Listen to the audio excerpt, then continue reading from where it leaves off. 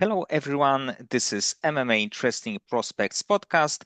Today, our guest is Matt Adams, who won his fight on LFA 219. Hello, Matt. How are you? I'm doing good, buddy. How are you doing? I'm good. And actually, a week ago, you fought in, I think, that really interesting fight because, like, heavyweight division always needs to really good prospects, and I think that this was a perfect fight.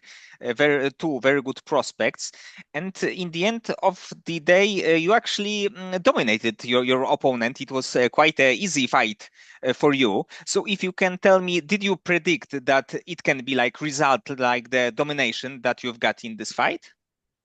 Yeah, I actually watched a dude fight my buddy RJ Harris. He beat my buddy RJ Harris, which there was a lot that played in that. But yeah, he had 9 knockouts, but I knew his wrestling wasn't going to be as strong as mine.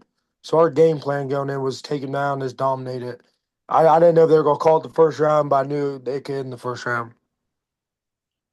And actually, according to like automakers, he was like a small favorite. I've been the underdog in every one of my fights. I was a plus 525 underdog when I fought Al Moro. I ended him in 43 seconds. I'm always been the underdog just because I'm short, I'm fat. These guys look the part. They're 6'2", 6'5", 6'6". I'm 5'10" with a belly. But I think that it can be in some way advantage for you because you will always fight against like a taller fighter, and heavyweights probably are more like used to fight against a little bit also the taller fighters. So you can be a little bit like the puzzle in the fight. Yeah, no, I like where I'm at. I like heavyweight. I've talked about cutting 205, but I'm built for heavyweight. I'm a wrestler at heart, so I like being lower anyway to take shots. And actually, before this fight, your last fight was a year ago. It was your win against a Brazilian fighter.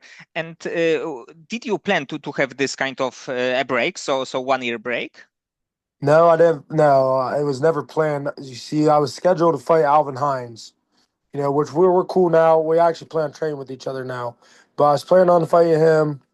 Some stuff came back on my CAT scan that they had to check out, so they pulled that fight a couple days out, and then it took a while to get me released, and then I got released, and I was gonna fight Josh Hawkett, that's in the UFC too now, and some stuff come up, my medicals in California, not be able to get it in time, and it was just a big it factor. So we ended up pulling out of that fight because we didn't want to take the if factor of going down there and not being able to fight if my medics wasn't cleared. So we waited. I started getting shape, and then they presented me this, which was awesome because he fought one of my training partners and beat him. So I kind of want to get that back for our hometown. So you were scheduled to fight against two fighters who are right now UFC fighters. Yeah, yeah. So that would have been nice, but God has a plan for everything, and I got a couple calls this week that's real interesting where I'm going next. So And like heavyweight division always needs really good fighters, and I think with you with being a 5-1, with beating another good prospect, I think that you should not be like super that you shouldn't have like super long way to get to the like big show, let's say. And yeah, do you think that it will be possible maybe for the to get to the UFC maybe next year? well, I got to call my manager. I'm signed with First Round Management, which they're the biggest management company in May right now. Uh, I talked to them. They talked to UFC, and they put me on the short call up list. So I am on the list. Now, if any heavyweight drops out from now to the end of the year, I'll get the call to fill in. If not, I do have. Uh, I got offered the LFA title, so me and my coaches are kind of going back and forth to what we want to do. And actually, I thought that maybe there will be also an option for you to fight against Gable Steveson because he made his MMA debut in LFA. I'm not sure if he has a contract with this promotion because he will be fighting in dirty boxing. But in the end of the day, I think that it would be like a really good fight, and this is definitely a big exposure because of his like wrestling credentials. Oh, I would love to fight Gabe. I don't think his hands or anything. I'm not hating on the guy, but his first fight he fought a scrub. The dude just he didn't really do much to defend that takedown. He just kind of fell down, which, Gable was a gold medalist, so all respect. But I felt like he could have done a little bit more when he fell down. He could have stripped away, he could have pulled guard, kind of just balled up. But I actually plan on, that's the crazy part. I plan on going down to Minnesota to train with Alvin Hines, Thomas Peters, Steven, and Gabe. So I don't know. He's 1-0. He's got a few fights to get, but he'll probably get fast tracked to UFC, with his wrestling. So Yes, probably it will be a similar case to Bo Nickel, who've got like I think that one or two fights before the Contender Series, and then yeah, he get to the UFC. yeah, he'll get fast tracked, which is fine. With his accolades, he should. He's got John Jones coach him now. So it'll be good for him. I got nothing but respect for the guy, but I would love to definitely fight with him sometime. And You know, there actually, yes, there's yes. there difference between wrestling and wrestling when you're fighting. You come in, you can catch a knee. You come in, you can catch a choke. You can catch anything. It's not just when you're wrestling, you're not catching anything. You just got to go for legs. So you're not worried about that. It's always that if factor in MMA. And also you fought in BKFC. And if you can tell me, how did you like this kind of experience? So fighting with no gloves. So I fought, Juan Adam, which he was in the UFC for I don't know how many fights. I know he had four on, I think four at least. But he's 6'8", 320 pounds. He actually ended up missing weight to weigh in, which we're cool now. We're buddies now. He supports me, I support him. He missed weight, I made weight, and then we did the rehydration, and he ended up he weighed in at like 272. I weighed in at 260 some, and then the next day we had to do rehydration. Well, you guys answer that. Do a rehydration clause, and he was like 309, 310. So he gained like what was that, like 30, 40 pounds in a night.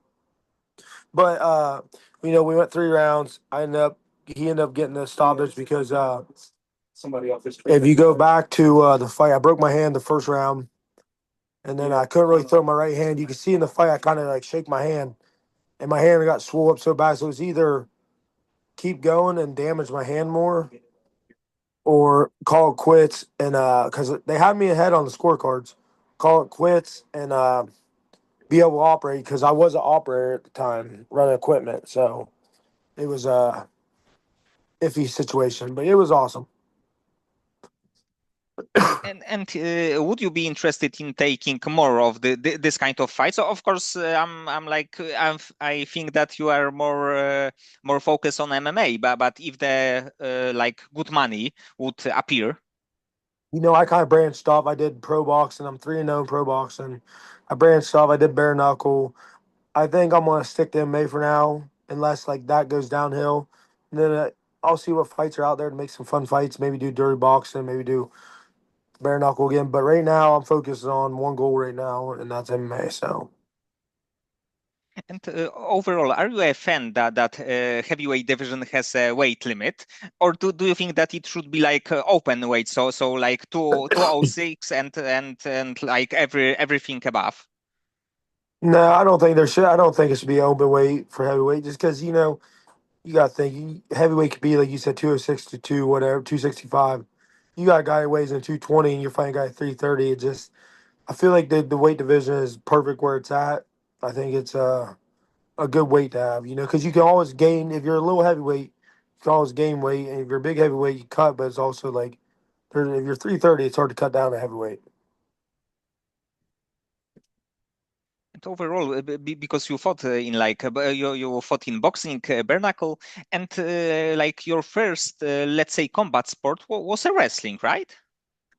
First combat sport. I mean, if you consider a combat, yeah, wrestling. I played football. I did baseball, soccer. I did a lot of sports, but yeah, combat sport wise, yeah, it was for sure wrestling. So I think that especially in the heavyweight division wrestling, there are not many fighters who are good wrestlers, even like top 10 or top 15. I think that in the UFC are not many this kind of fighters. So the heavyweight who've got a really good wrestling who can take people on the ground probably is like big threat. Yeah, no, no, for sure. Wrestling plays a big key factor in any weight division. That's when you look at Marab. Marab is so good.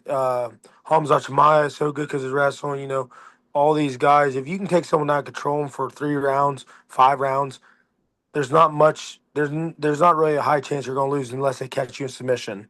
If you're a good enough wrestler, you're not going to put yourself in a bad position to get caught.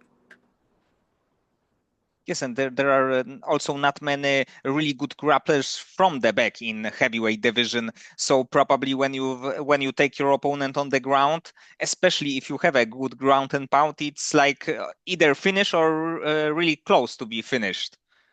Yeah, most of the time, if you can get your legs in, get the hooks in, secure a takedown, take their backs, you pretty much can flatten them out and end the fight.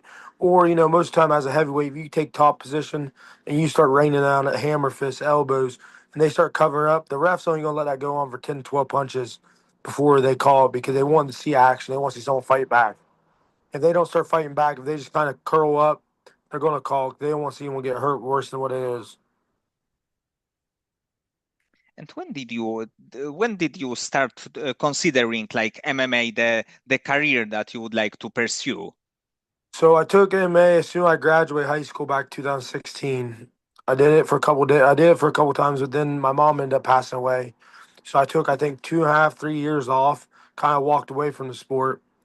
And I really wasn't planning on coming back till my little brother Brody hit me up, and he started to fight. So I started helping him with wrestling, and I kind of fell back in love with it. Now I'm like full go. So I would say on and off since 2016, but not taking it really seriously. Probably didn't start until 2.5, 3 years ago, maybe 2 years ago, taking it really seriously. And did your first full MMA gym is like the current MMA gym is the first full MMA gym that you went to? Uh, I went to VO2, which is in Newark, which isn't too far from me. And then I started going there at Brody, but then me and him kind of branched out. We started our own gym, Raw MMA. That's the gym me and him run together. Um, but it's hard. I work 70, 90 hour weeks at work. I'm a foreman here, so it's hard to get perfect training. I started fight camp heavy. I cut my weight myself at the gym every morning. Brody helped me with mitts and stuff, though. Sometimes we got rounds in. RJ helped me. But I kind of had this camp, I would give about a 5 out of 10 rating just because I didn't really have a lot of time to train. But now that I'm in a good position at work and I get called up, I'm able to take time off now. Everyone at work knows what I do now. They see the dream, they see the goals. So if you had not a perfect time, a perfect camps, so let's say, and you can beat really good fighter in this kind of way, it's hard to think what gonna happen if you have a like perfect camp, 10 out of 10. Well, you think this camp alone, it wasn't a long camp. I want to say it was a 6 week camp. August 14th, I think, is when I took it. So maybe what when I fall October 10th. So about 2 month camp, 8 weeks, about 8 week camp. I had, but in that time frame, I had a newborn son, so I took about a week and a half off from training. I The last week before I fight, I broke my pinky toe on my right foot, so couldn't really do a lot with my right foot. Couldn't really put a lot of pressure on it, and then didn't get a lot of rounds, a lot of sparring, a lot of mitt working, not much because my brother works a lot. He works 90 hour weeks. And we were only able to get a couple times in. RJ got a couple times in me, but it's hard to find. There's not a lot of heavyweights in Ohio that you can get working with. Like we live kind of in a small community. There's not a lot of people around the area. You got to drive 2, 3 hours just to get okay working. So it's definitely time consuming. And do you like to train and spar with like a little bit smaller fighters, so like middleweight, maybe light heavyweights? Yeah, I spar with my boy Trayvon Eller. he's uh he's a 2-0 pro. He was 6-0 amateur. He's actually fighting on the November 21st card down in New York. He's gonna be a star for them. Super talented. I spar with him. He's 185. My brother's 185. And then I spar with RJ, obviously. He's 6'6, 265, 270 pounds. So I do get okay working with good heavyweight. He's about the only heavyweight around the area. And about heavyweight division, do you have right now the favorite fighter, especially from the UFC? Do I have a favorite fighter? I'm sure you hear Tom Aspin. I'm sure you hear Seal Gain and John Jones. I don't know. I like Derek Lewis a lot. I don't know. I think he's just funny. I think he's entertaining. He's one of them guys that you never know if he's going to win or lose. He could lose. He could win. He beat Francis Ngannou, and then he lost some guys that are questionable. But you never know if he lands them hands, someone's going to go to sleep. So Yes, yeah, and probably Derek Lewis. Yeah, that's probably my favorite. yes, and he also fought for the title, for the like regular title, for the interim title, and he's like top ranked UFC heavyweight for so many years. So Yeah, definitely, definitely, very good fighter, and as you said, he's a really fun guy too. yeah. I like Derek Lewis a lot. I'm not gonna say a lot. I'm sure you hear Tom, John. I just don't really care for those guys. I mean, I'm inspired by them, but I just like the personality Derek carries with him. Yes, and right now I think that being to have a personality to be a little bit different is also quite important because if you are like a guy that fans will know, you definitely will be more popular, you will earn more money and everything else. So I think that it is really good to be a little bit different than other guys. Yeah, that's a key factor too. Look at Conor McGregor. I mean, if he didn't talk the way he talked and walk the way he walked, he would probably wouldn't be a superstar. But just his mouth alone made him so much money. So yeah, you have to carry a personality with you. Then you got Hamza Chimaev talking about smashing everybody. It just. But then you got guys that are like, it took Marab a while to become a star. Just because he didn't really do a lot of talking, but now he's funny. He opened up more, and now he's winning the big fights. So I think personality is about 30, 40, 50% of the game. It goes up every year. The more you're like, the more followers you have, the higher chance you have of getting noticed. Yes, yes, definitely. And when you are after the fight, so even right now, and you have a little bit more of the free time, do you like to spend it with some hobbies, something right like this? I know that when you have a kid, it's like not a lot of time, especially when you are working. But when you find a little bit, I have three kids. I got two daughters and a son. So I got a 5-year old, one that's turned two this month. Tomorrow's actually our birthday party, and I have my newborn son.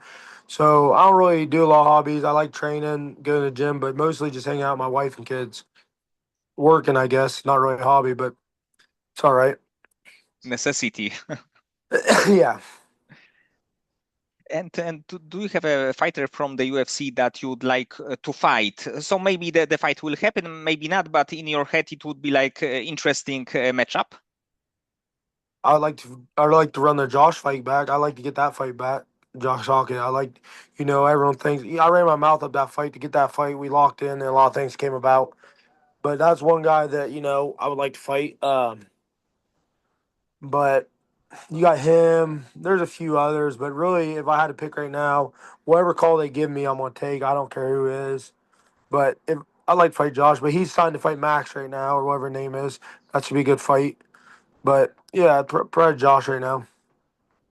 Yes, fight against Josh, it would be definitely a good one, like two former LFA fighters, so maybe unofficial LFA title on the line. Yeah, I'm thinking, but I don't know what I'm gonna do yet. If I get the call up, obviously they call me and put me on a short call list for a UFC. But that title's there. I'm thinking about maybe taking that, submit my legacy at LFA, and then moving on from there. Because Mark at LFA done me right. Jeremy, all them guys treat me well. So I'm 3-0 for promotion. So I got to be the number one guy right now. Me and Mark just talked yesterday, and he said that I'm shooting for a title. So whenever he asked me what time frame for it. I'm just kind of giving some time, see if a heavyweight drops out next few weeks, and go from there. Okay, Matt, so many thanks for the time and for conversation. I hope that your next fight will be either LFA title or the UFC debut, and that you will fight in quite soon. Yes, sir. I appreciate you taking your time out and doing this interview. Just I'll share everything when you post it.